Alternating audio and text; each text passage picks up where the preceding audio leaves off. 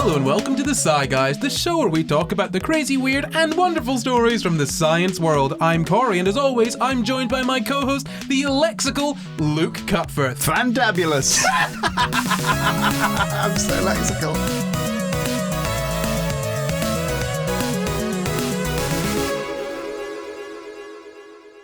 This week we're talking about canine conversations and pet parlays. But first, we have a YouTube comment. This one is actually kind of on theme. It is on the episode that we did, the live one, The Ape and the Child. And it says, words are just noises. Any noise could have any meaning. We all agree sit means sit, so dogs also know sit means sit. If we all agreed banana meant sit, we'd all be saying, all right, if I banana here? All right, if I sit here? All right, if I banana here? That's how you say, all right, if I sit here, right? You walk up to someone and you say, all right, if I sit here? Banana here. Oh. You got it wrong. This is why you're lexical, Luke. Anyway, I've got a question for you, Luke, and for everyone who's listening or watching at home. If you are listening, though, get down to the YouTube comments and answer this question. The question is, do you have any pets? Yes.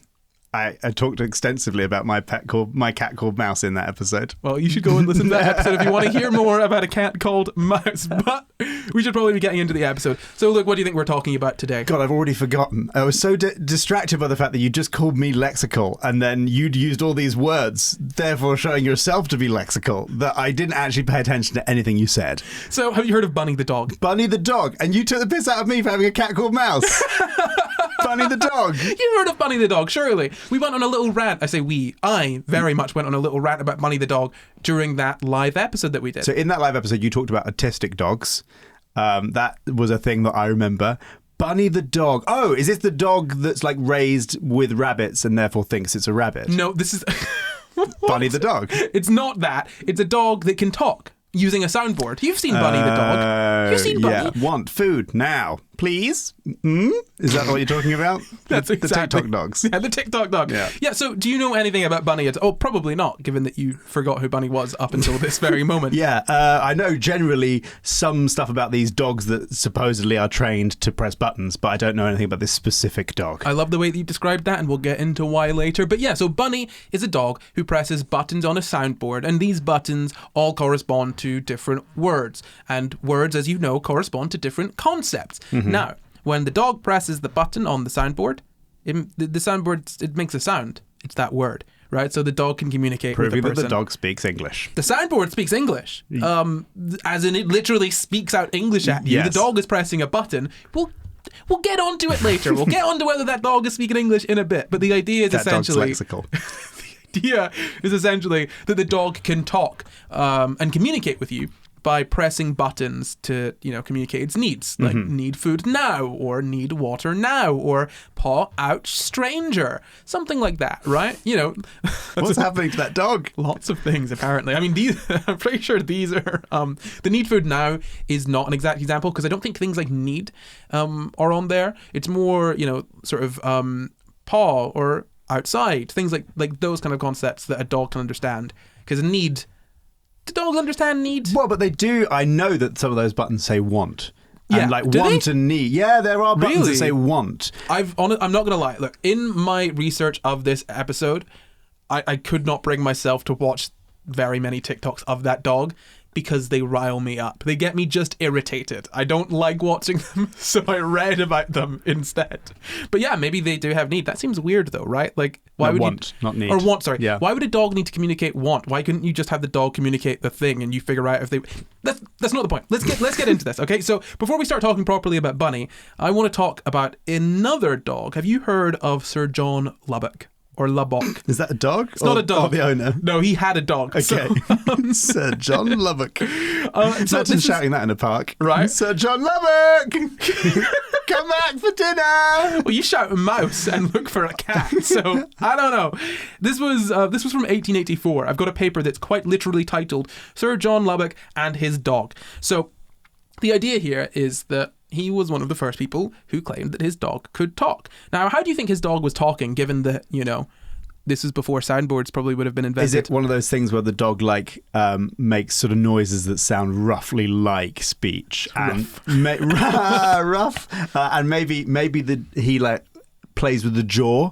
I've seen videos of people going, like the dog basically just generates like a noise, and then somebody like pushes the jaw up and down so that it goes like wah, wah, wah, wah, wah, and then that kind of sounds like words. No, it's not. It's not that. It's strange. It is quite strange, Luke. Yeah, that was a strange thing that you brought up, but looking past it, this dog did not talk by having its mouth moved. This dog spoke by using cards. So there were words that were written on, cards. Sort of think of like sort of flashcards, right? And the dog would sort of pick the ones that they wanted.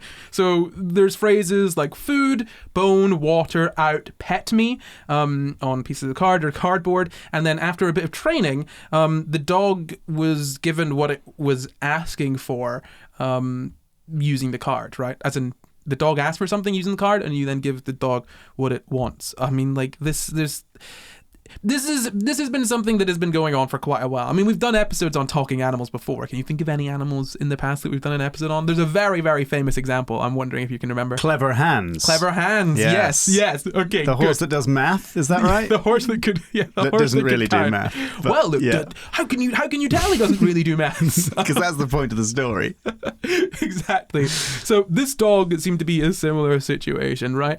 I mean, they say that the dog could talk. They say that the dog could communicate its wants and needs by pointing to these cards with food and whatnot printed on it. Now, we'll get into it a little bit later, but how are you feeling so far? What do you think the situation might be with these dogs? Do they speak in English or not? Okay, so firstly, no. The dog is just associating a certain card and has some form of sight or pattern recognition or something like that, that's meaning it knows which card, and it's associating that with the outcome. And I suppose that's kind of, it's not really talking, it's just association. Oh, when I touch this card, then I get petted for some reason. I don't know why, but that's just what happens. Cool, I'm not going to question it. I like getting petted.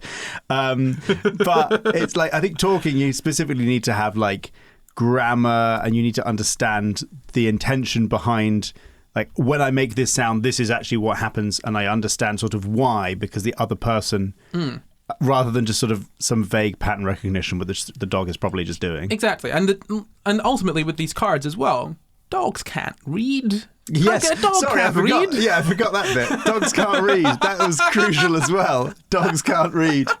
Skirted over that. Served it to you on a platter. You knocked it away. Yes. So I went on this long paragraph, and you just went, also, dogs can't read. Yeah. Oh, yes. No. Yeah, good. So, no, dogs can't read. So, looking back on this, the dog was maybe making associations, as you said. There are some other reasons that we'll get into a little bit later, but dogs can't read, so it's unlikely that this dog was looking at the words on the page, knowing what they meant, and using it to communicate and eat. I mean, in the same sense that you could train a dog to sort of, do any action when it needed to go outside. You're just training the dog to touch a specific card there. Touch a drawer if you want to pee. Yeah. And then it's impressive that the dog can differentiate between the cards. Yeah. That's cool. But Absolutely. It's not necessarily realizing that it's because of the word that's printed on the card, or even that it's a word at all. Exactly. And this was in 1884, so it was a long time ago, quite a while ago. I don't want to date this podcast too much by saying how long ago, but it was definitely over a century, right? I'll say that. So, looking back on it, I mean, I'm not sure how rigorous people could have been to really sort of needle down as to whether this was true or not, or the sort of limitations of this dog.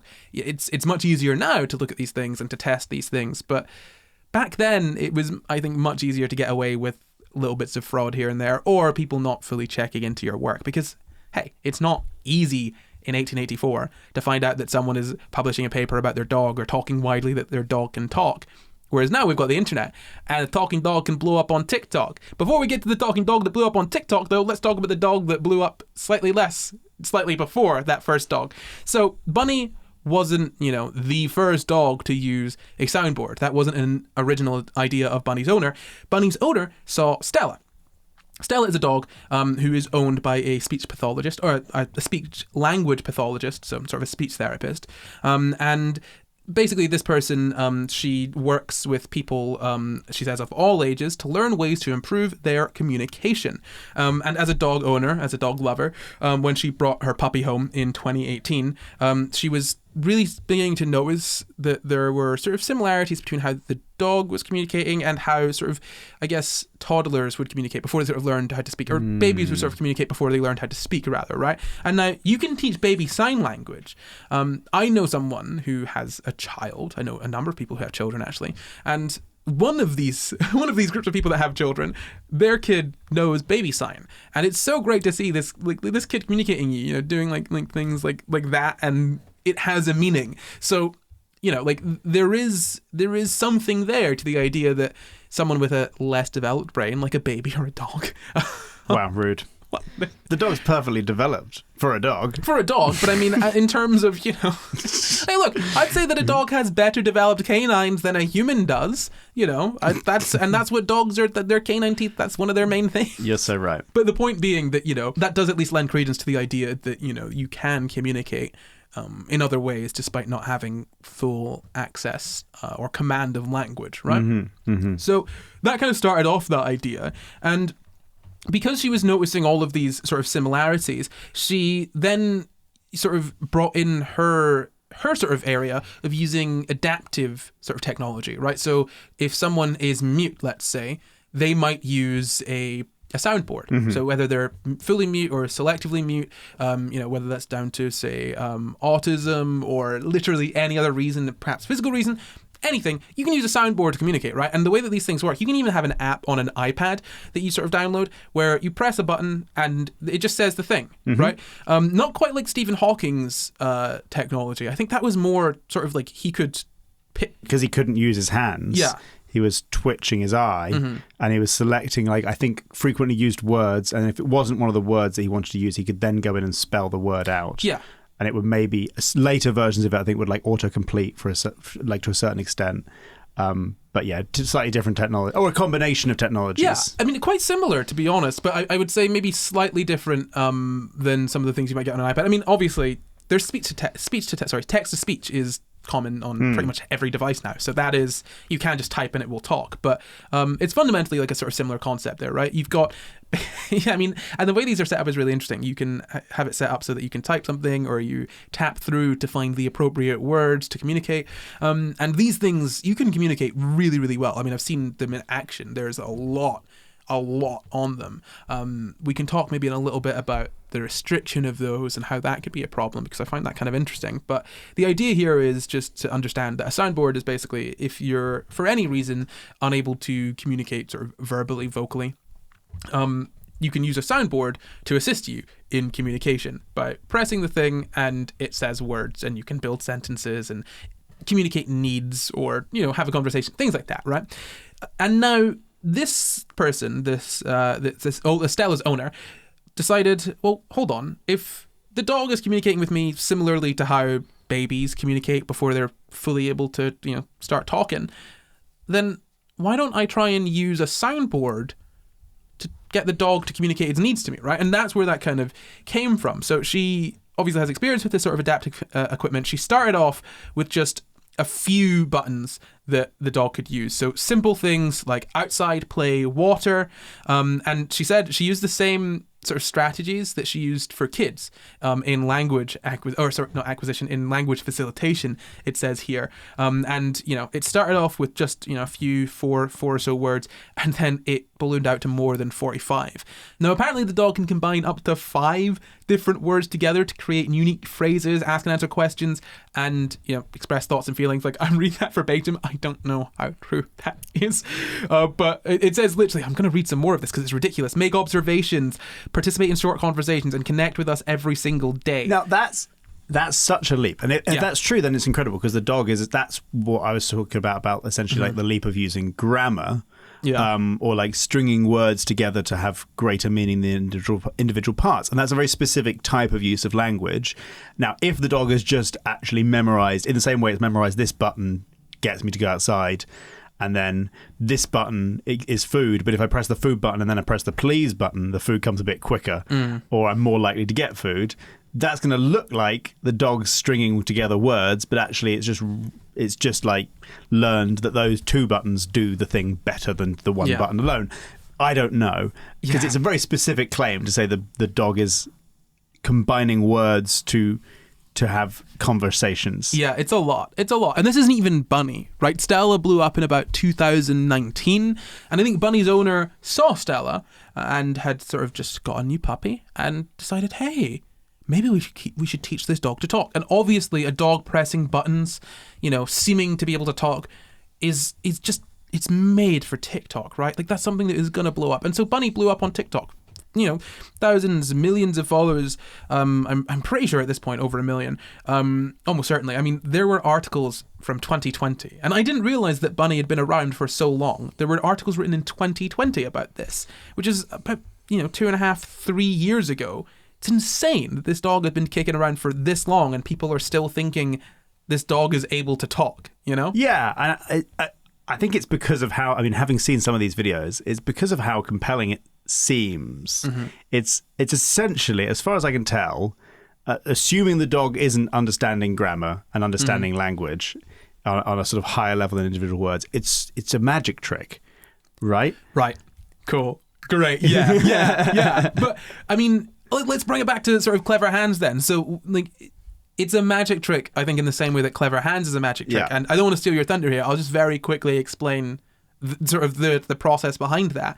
Is that ultimately, in communication, right, when you're talking to the pet there and the pet is talking back to you, you can't be sure that the pet is actually understanding the things that they are pressing on that soundboard. Not just because, they could have learned it through, association, but also because they're not in a vacuum, right? They are looking at you and getting feedback from you in the same way that you're looking at them and sort of getting feedback from them. So when you look at a dog and you can read its emotions and can be like, oh, am I saying the right thing? Like if you say walk and a dog goes nuts, you know that like if you say, if you say walk, fucking up.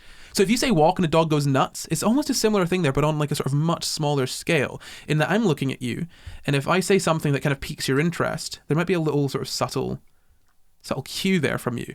Or, in the same sense that with Clever Hands, for example, this horse that could apparently count, the way that it was doing it is it would be given math problems, it'd be shown the math problems and, like 1 plus 7, and then the horse would stomp, 8 times because 1 plus 7 is 8. Now, this horse was looking at the owner, or not just the owner, but the people there, and if the horse started to approach 8, the people would be like, what? Oh my God, it's 8. And then it hits 8 and they're like, you did it. Horse, you did it. And the horse would be like, okay, I'm stopping now because I'm going to get praise. Like, people are far too ready to anthropomorphize animals and project sort of intent onto them without thinking of what is really less satisfying but much more likely outcome. Yeah. That the animal isn't as smart as you think it is in this one particular way that we measure human intelligence, but is smarter in another way that we don't tend to consider when considering human intelligence, Manipulating us, basically, which is that's what the cats are doing. It's probably what the dogs are doing as well. I mean, a little bit, right? I mean, the thing is that I guess people aren't focusing on the fact that there is more to language than just saying sort of a word. And you kind of touched on that already, right? I mean, the dog is, yes, pressing buttons, and the buttons correspond to words, the words correspond to concepts, but ultimately the dog doesn't need to know about any of that because, I mean, you could train a rat, right, to press a button and then there's an outcome, and the rat then associates that button with that outcome. In fact, we do that all the time. Exactly. That's the basis of many, many experiments. Yeah. The rat doesn't need to understand that, if I press this button, the experimenter will test me for something. And in the course of that testing, they will give me a treat. And I like a treat. So if I press this button, no, the rat is just like, I do foods. I like foods. And the association, like, from the rat's perspective, like, it's trained in its brain to, like, have food releases whatever hormone in the brain. Exactly. And then that will increase the likelihood of doing whatever behavior led up to that thing. And you see that in the fact that you can then use that to train the rat to do something completely weird and stupid by just giving it a treat that has nothing to do with what you're doing. And also you can see how that whole system can be manipulated. That's literally how training rats works as well, though. Yeah. That's how you train rats with treats. Yeah. You give them treats so that they do things because then they expect treats from the... Like, that's how you train animals. And you can also see how that system can be manipulated in the fact that and the flaws in that system, in that if you there's some experiments with pigeons. You might be able to remember this as well, about where if you give a pigeon a treat when it presses a button, then it will press the button sometimes. But if you give the pigeon a treat and there's a 50-50 chance of it getting a button, the pigeon will actually press way more and will just continually do it. And that's sort of if you've ever seen like The Social Dilemma, that's a sort of basic fundamental psychology that's exploited by social media companies, because every time you check your notifications, there sometimes is a notification, sometimes there isn't. And for whatever reason, that actually turns out to be a hack in our psychology. Like a gamble. Yes, it's a gamble. And a gamble's actually, even though it's less reliable, it's for some reason more addictive. You'd think that if you got a food every time, then you'd be more addicted to the thing. But actually, if you get the food less often, but sometimes, it's more addictive than if you get it every time, which doesn't really make sense. But it's sort of a weird hack in our psychology. So we talk about this on the podcast quite a lot, right? I mean, so people will probably be quite aware of this. We are basically just building on top of everything that came before us, right? That's kind of how evolution works. You'll lose things here and there. You'll lose a tail, still got that tailbone though, but everything is built on top of everything else, right? And understanding doesn't matter at all. And what also doesn't matter is doing the best thing. What works is the best thing, right? The best thing to do is the thing that bloody works. It doesn't matter if it is actually the best thing to do statistically. You just need to survive long enough to create offspring. So we are now a species that's walking across this earth that doesn't really have an innate understanding of odds, and our command of logic is shoddy at best. You know, all of these things that are kind of like, you know, not the sort of like, you know, human sort of mind brain, the kind of lower stuff. It doesn't matter, all of the stuff that we care about now, about, like, you know, odds, logic, all of that. All that matters is surviving long enough to have kids. And I think that's one of those reasons that we look at sort of a dog and our pattern recognition in our brain goes, dog's able to talk. Dog's able to talk. Yeah, because so much of us is tuned for people. Yeah, right. And the dog has also evolved to specifically hook into the parts of us that probably evolved to deal with people, like looking after a child. The dog's like, I'm a baby. And we're like, yeah, sure, you can have some of my food and you can stay in my house and sleep on my bed. Exactly. Because you're a baby. Yeah, you're a human baby. That's what you are. And dogs have kind of got like eyebrows now as well. Have you heard about that? The dogs have kind of evolved better eyebrows to more effectively emote to humans. But yeah, no, so kind of what we're getting at there, to kind of not to kind of summarize a little bit, is that, yeah, I mean, people look at these dogs and think dogs talking, but that's not necessarily what's happening. And dogs don't need to be talking or understanding English for that to be interesting, right? Because what this does is gives us an insight into the concepts that the dog can understand to some extent, right? So if a dog is able to communicate a need, then that means that the dog must on some level understand that need, and understand that that need is different from another need, right? They can differentiate. So a dog can differentiate between being hungry, needing to pee, needing to, you know, go number 2, for example. Let's say if you give it 3 buttons, you know, or 4 buttons, right? Let's say one says thirsty, one says hungry, one says pee, one says the other one, number 2, right? If the dog presses those consistently, you know, and it's accurate, then we understand that the dog must be able to differentiate between those concepts. Now, an interesting thing that has come from this is that there are buttons on some of these dogs, I guess, soundboards that say tomorrow, yesterday, today. And that's looking into the sort of idea of, wait, hold on, do dogs have a sense of time?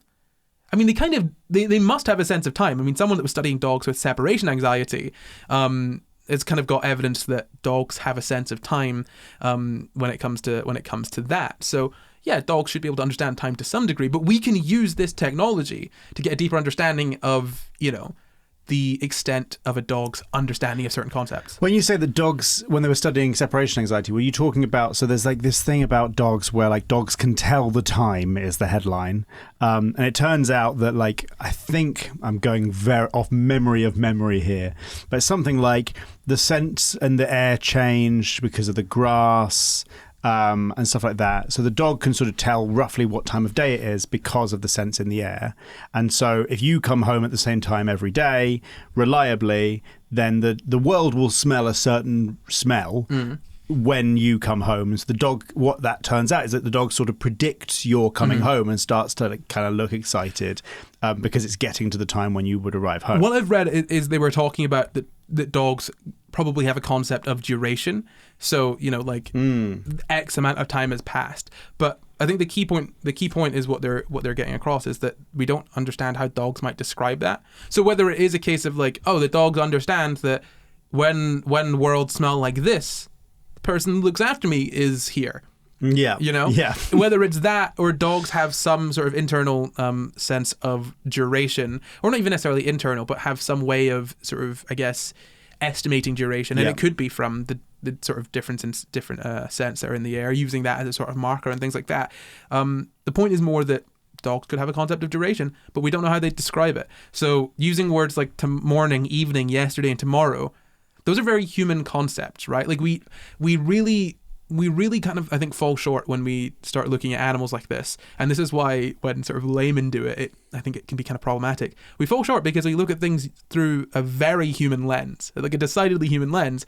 And that's not necessarily the lens that other creatures look through the world with. So that's kind of like, you know, that's kind of touching on why the animals might not be talking and what they could be sort of doing instead. But I kind of want to talk a little bit about language, right? And what the difference between what they're doing is and what language is. A ding-a-ling-a-ling, is that the ad bell? The ad bell sounds different today. I'm not sure what's up. Because it's telling us about a different show. It's not telling us about Sci Guys, it's telling us about After Dark. After Dark is the show that happens after Sci Guys has ended. Do you know anything about it, Luke? After Dark is a separate show to Sci Guys. But you know in Sci Guys where we have a conversation, we kind of veer off topic and we kind of need to bring it back on topic because we're doing a topic. But those conversations are also really good in and of themselves. It's a whole show of just that. You mean it's a whole show of just the good fun bits of Sci Guys without any of the dirty, boring science? That's exactly what I'm saying. I hate science. If you're like Luke and you hate science but love listening to Luke talk, you can go ahead to our Patreon and sign up to After Dark. I have an interesting thing here. Go for it. I think that my best guess would essentially be that the dog is doing roughly the same thing as ChatGPT. Not to quite the same level as ChatGPT, but essentially ChatGPT, if you don't know what it is, it's this text chatbot. It's very good, and you can sort of quote unquote hold conversations with it, and it's essentially a model of language and what words. It's very strange to explain, but basically all it does is it knows what word should come next, or what word is most likely to come next. So if I were to say to you, "It's a nice day, Corey," Yeah. what you would do as a person is you might like glance out the window, check if you think it is a nice day. You might look in your memory to see if you have an opinion of the day and what the weather's like or whatever. What? Mate, if someone says it's a nice day, that's small talk. And so I don't look at anything. I go to the small talk part of my brain and you spit out the small talk response. Yes. Yeah, me too. Yeah, but I don't think we're normal people. Anyway. Is that not what you're supposed to do? In small talk? You're not meant to be conscious of that process is I think the point. Oh, I'm not saying that I'm necessarily conscious of it. I'm just, Right. you know, like if someone says it's a nice day. Oh yeah.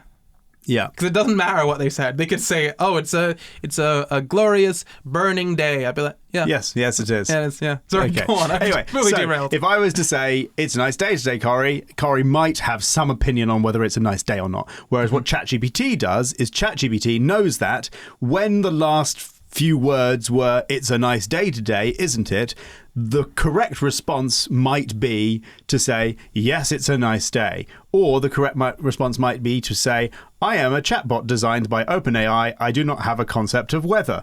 And it doesn't know what it's saying. It just knows what response is the most statistically appropriate for the things that it last read or that you last said or that it last said. That's literally it, though. I think we've like actually hit on it. So if you want to understand this, I guess, more easily, the difference here is the difference between small talk and an actual conversation. You do not need to understand anything that is happening in the course of a conversation if it's small talk, right? But if it's an actual conversation, oh boy, you need to understand the things that you are saying and are being said back to you. You can be on autopilot in small talk because it doesn't matter. How are you? Fine. Yeah, you. good. Yeah. How you been? How's the family? Oh, they're good. What you been up to? Oh, working, the usual stuff. None of that means anything. You don't need to think. You just it can bypass your brain. And crucially, if you either weren't very good at small talk or if you're just learning small talk, you might learn, quote unquote, like learn small talk by paying attention to the cues that the other person's giving you of like, oh, that was a strange response, and then you'd update in your brain somewhere, oh, that wasn't an appropriate response. So for example, sometimes people say it's a nice day, or it's a bad day if it's raining. People say like, oh, it's not a very nice day, and I actually really don't mind rain. I quite like rain, so I go, oh, I actually quite like rain, and it turns out that's not. Like, people don't like that. So I've learned to not do that now. And so, like, but that curiosity there is like, I don't even necessarily need to know what I just said.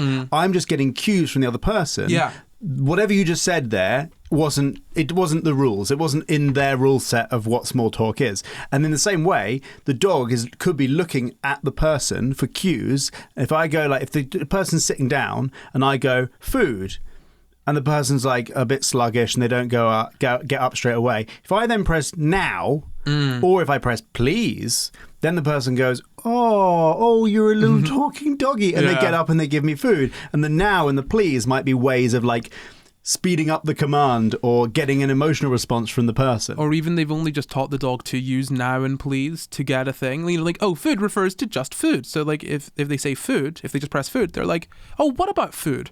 Food? Like, food where?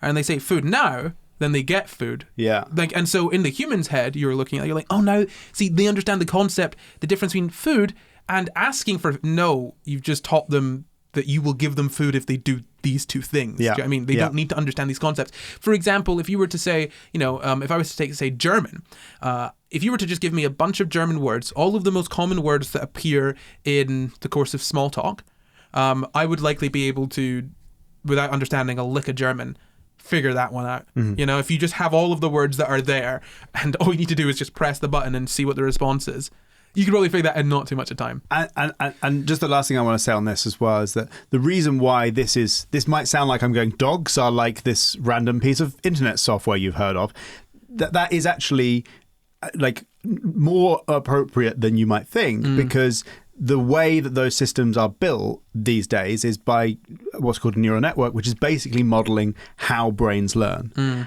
and how brains learn without needing to understand what they're doing or the underlying concepts. They can just learn through sort of trial and error, and they sort of build up an understanding, and they don't know what they're doing and we don't know always what they're doing. Maybe we can do it after dark on this, because I sometimes think about this, about what if you don't understand anything and you have just tricked yourself into thinking that you understand things purely based on the fact that you've been very lucky in that every single thing that you've done has elicited the right response. Do you know what I mean? Or you've just forgotten when they got the wrong response. You've just blocked that out. But what I mean is that, like, for example, you and this is a hypothetical, which is why I'm saying it could be an episode of After Dark. It would be quite a good episode of After Dark, I think. So maybe we'll do this.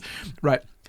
Hypothetically, you could think that you know a language, but actually not know it at all, right, and have just been quite lucky in, like saying the right string of phrases. Yeah. Every single time. Or, for example, you could think that you're an absolute genius, but actually what it turns out is you're inside of a system which selects someone to be king, and someone's going to make all the right random decisions and then turn out to be like a billionaire, and it's going to be like, wow, I'm a genius. It just turns out that someone's going to have made those decisions. Someone's going to be the biggest billionaire. And then they're going to look back and go, God, I made all these wonderful decisions. But ultimately, someone's got to have done that. It just happens to be you. Because humans are good at pattern recognition, because we need to be good at pattern recognition to survive in the wilds. That's pattern recognition is our thing. It comes into so many different areas of our life. And okay, so we've spoken about, I guess, sort of, Bunny the dog. We've spoken about, why they're not, kind of what they're doing instead of actually speaking language. We'll talk about language in just a sec. The last thing I want to touch on is how the owners could be sort of, I guess, influencing these results. Now, bear in mind, the number of people, or dogs rather, the number of dogs that have been involved in sort of this experiment that so far has been 2 that we've been speaking about. No, hold on. There have been experiments run. There's an experiment being run, I think, right now with, upwards of 700 dogs. Ah. Now, I don't think it's being run, in any one place. people are being sort of sent these soundboards and giving them to the dogs, sort of recording the results. I think people might go and then study sort of the dogs, like, you know, person to person, or person to dog. But I'm not 100% sure. There's not a huge amount of information on all of this. You know, I've looked on the website for theycantalk.org, and they talk about sort of different studies that they've been doing. They've already done phase 1 and phase 2, where, you know, it's sort of initial data collection and then going on to video collection and analysis. Now, phase 3 is interactive studies. This is where they're doing sort of direct controlled tests. Now, what I think is interesting about this is, I can't find this page on the website anymore, but it was definitely there at one point. I'm unable to get my way through it to find this. The soundboard that people are using. Now, that was created by a company that one of the people working on theycantalk.org, it was created by that person. You know, their company is selling it. Now, on the website, you can buy one of those soundboards to participate in their studies. Don't worry. You can buy other soundboards too. Other soundboards are available, but there is an incentive to buy their soundboard. In fact, in an article, it literally said they have an incentive to buy their soundboard.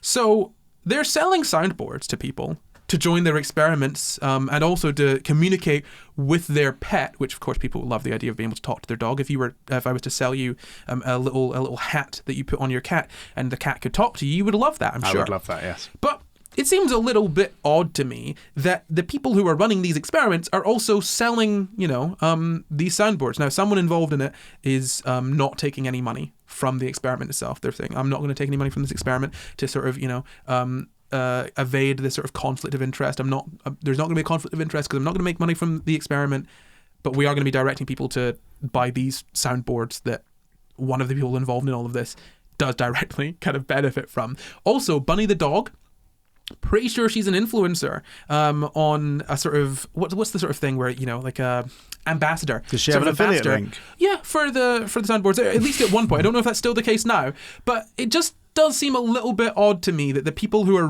the scientists who are really pushing that these dogs genuinely can communicate, you know, in language, in the way that, you know, we understand language, against most of the rest of the scientific community, the ones that are saying this could kind of stand to benefit from it financially. No way. It's kind of a bit weird. So there's that element of it. What a hot take. Yeah, exactly. So, you know, you could have a thing there where, you know, maybe all the times where Bunny presses the wrong buttons or doesn't communicate effectively, just doesn't make it online, right? You'd have a situation like that. But not worse than that, but, you know, almost as bad as that, worse in a different way, I would say, is a sort of more clever hand situation where, or I guess the opposite of a clever hand situation. Instead of sort of, I guess, giving cues to the horse to tell it what to do, in this case, a dog can press 3 buttons, and your little stupid pattern recognition brain that's supposed to figure out whether this fruit is going to kill you or not, or whether that thing over there is a snake or a branch, right? Your little pattern or like, if I do this, actually, then this good outcome for me happens. Your little pattern recognition brain that does all of that stuff, it sees the dog press 3 buttons, and what does it do? It makes a story out of the 3 buttons, because that's what human brains do. Human brains, we look at the stars and we see animals in them. These constellations, we have bears that were tossed into the sky. We have a hunter. We have countless gods made up from these tiny specks that are actually burning, exploding balls of hydrogen and helium and countless other things in the sky.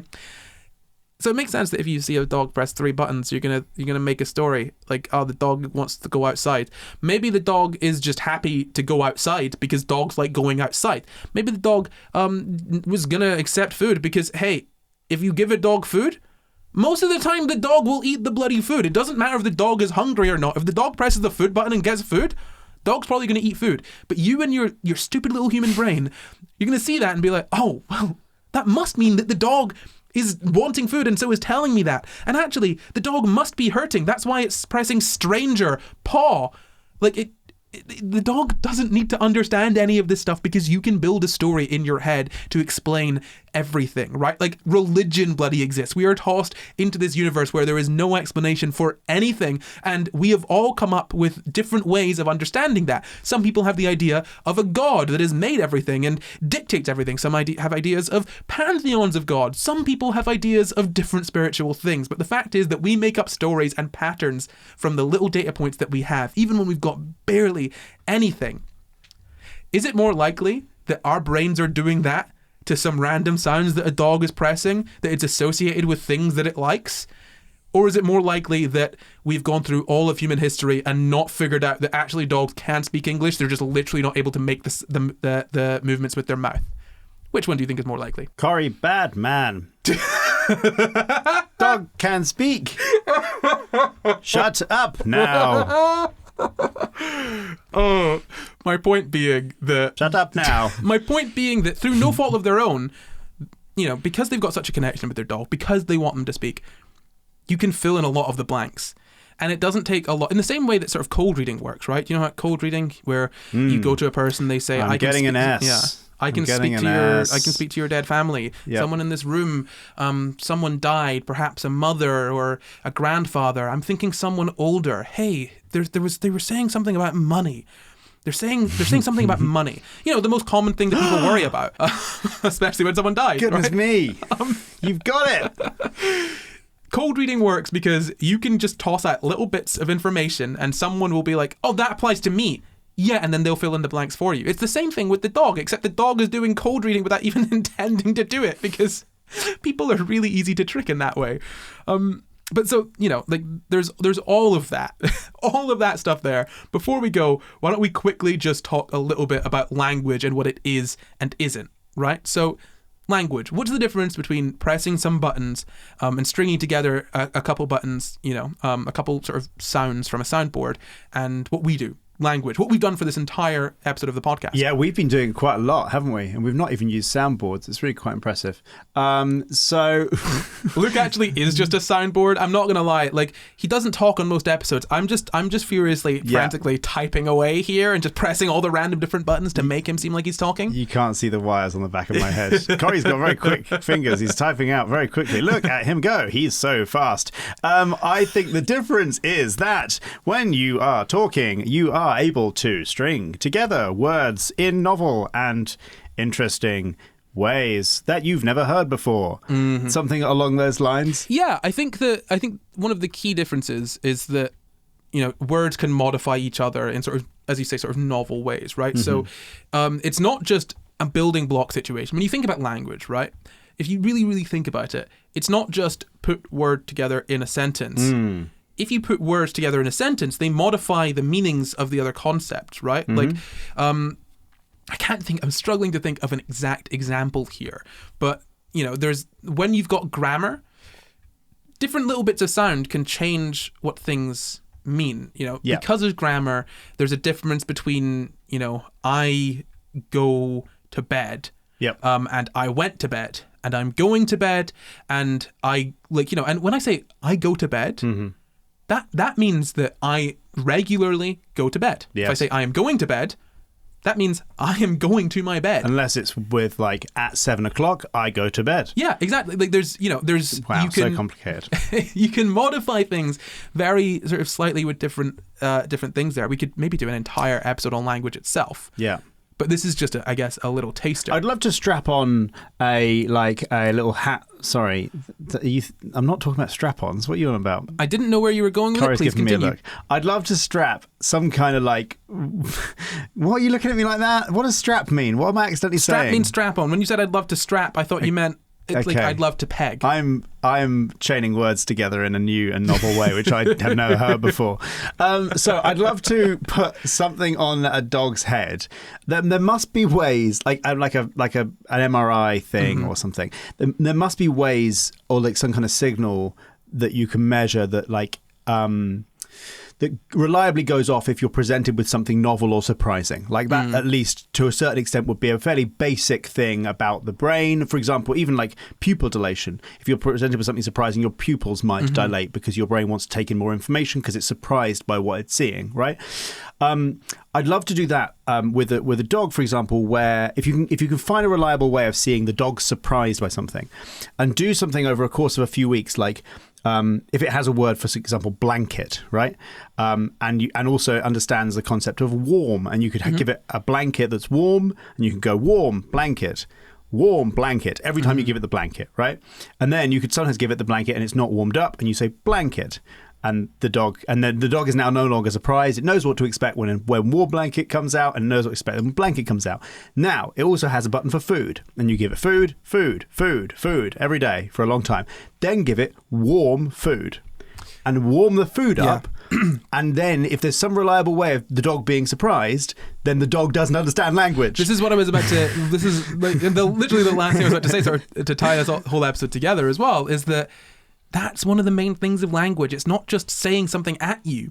It's understanding a concept that someone has given to you. To cue your expectations so you're not surprised. Now, this is something that I think is insane about language. And it's one of the reasons that humans have been able to do what we do. We can, it's a very, very rare thing in, the animal kingdom, I'm pretty sure, is being able to pass down information reliably through generations. Now, I'm pretty sure chimps can do that, crows can do that, and, a bunch of other animals can sort of do that, but not necessarily quite in the way that humans can do that. Someone can have been, you can have someone who was dead for, you can have someone who has been dead for 1,000 years. And if I can speak the language that they spoke, if I can understand their writing, and even if I can't understand their writing, if I can decipher their language in some way, I can gain information that I would not have any access to otherwise. Someone could be 2,000 years apart from me in time. That's insane. There is no way for me to, for something that doesn't understand language, there's not really any way for them to gain any information from that being 2,000 years in the past. But because of language, because of the written word, we are able to do that. I can, what we're doing right now, I'm sitting here talking to you, you're sitting here talking to me, we are talking about concepts, and all of the people listening and watching at home, if they've never heard of this sort of stuff before, or if we're talking about new things to them, suddenly we're making connections in their brain and they're understanding new concepts that they did not understand before. Just through language, I can give you the idea, I can describe to you the moon. Now, I could lock you in a box for your entire life and then describe to you the moon and the sun and the stars and all of that nonsense, and then you would still have a concept of that thing despite having never been able to experience it. Whereas with Bunny the dog, do you think it works both ways, where you press the buttons enough and Bunny can understand what you're trying to convey to her? I guess that's what we want to know, but I highly doubt it. I doubt it. And look, I would love if animals could talk. I would love that. They can definitely communicate, Yeah. But as far as we're aware, they just don't. Most animals, maybe all animals, don't have the ability to sort of converse in the way that humans do, because that sort of language processing it's a massive energy sort of, you need to spec into that a lot. Your brain needs to be sort of built around it. Just think about how naturally we read things. I can see the SCI GUYS logo to my right, and if I just so much as glance at it, my brain says SCI GUYS. Yeah. Because it's reading it automatically. And I think it's crucial for us to say, you said something there which I think is crucial to just hammer home, is that we're not saying that the dog is not communicating. Oh, no. If the dog is actually hungry and is experiencing hunger and knows that when it presses the hunger button, hungry button, and hungry now, hungry please, hungry want food, and it knows that, and we then feed it, it has communicated with us in the same way that if it whines and walks to its food bowl, it has communicated with us. It's let us know its internal state, and so that we can then do something. That is communication, and dogs do that. Yeah. But it's not the same as understanding language. It's the really crucial distinction. And one last thing, just to get on to the point, just before someone is in the comments sort of asking this question. Now, I was saying you can teach, if you could teach a concept to a dog, that would maybe suggest that they have an understanding of language. Now, people might be saying, well, what about sit and teaching dogs different commands? Yeah, you can teach a dog command, sit, roll over, speak, all of that sort of stuff. I think I was looking at some studies here, and they kind of found that dogs don't necessarily differentiate between that sort of vowel sound. That's why, if you think about it, your commands can't be too similar to each other, because the dog isn't tuned in to hear the sort of differences that we're able to hear. If I'm talking to you, Luke, if you were to say sit and sat, or sit and sat, or sat and or sought and suit, yeah, I can hear all those different differences. I can hear all those different sounds, those subtle differences in the way that your mouth shape is. Dogs are less attuned to those differences, so they're not necessarily going to be able to understand literal human language in the way that we are, but also are their brains built for these concepts? Fine that we distinctions. Have? Yeah, exactly. Dogs don't need to have the understanding of the world that we have, right? That sort of self-awareness and all that.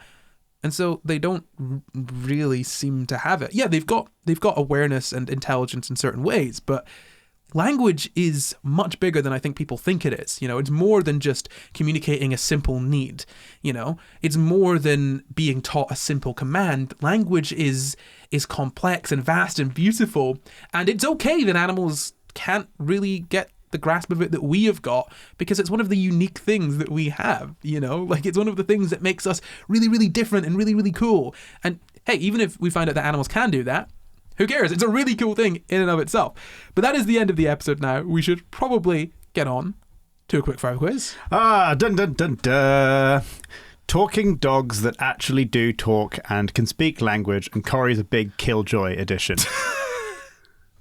So the rules for the quick quiz are the same as always. I will ask one question, and if you get the question right before Luke gets it right, then you win. What do they win, Luke? They win a talking dog. No. We will train one for you. Corey will train one for you, and then you will get it in the mail. I don't think that's legal. You know what? Sure, whatever. Okay, so the question for you is, are you ready, Luke? I am ready. Now, please ask me. The question for you is... Yes? I don't know why I'm waiting so long. When was Stella brought home? Blimey. 2019. Oh, 2018. Close, but no cigar, I'm afraid. Well, that is it from us this week. But before we go, we would like to say thank you to all of our pages, with an extra special thank you to exec producers Dinito and Glitchrabbit. And thank you for watching. You can find the full references for this episode down in the description. Subscribe for new episodes every Sunday, and why not leave us a nice wee comment. You can support the pod at patreon.com/SCI Guys, or you can find and contact us at SCI Guys Pod on Twitter, Facebook, Instagram, YouTube, and at SCI Guys on TikTok too. Or you can send us an email at sciguyspod@gmail.com. That's sciguyspod@gmail.com. sciguyspod @gmail.com. You can follow me at Not Corey everywhere. You can. I'm not doing this anymore. You can follow me at Luke Cutforth everywhere. Goodbye. Goodbye.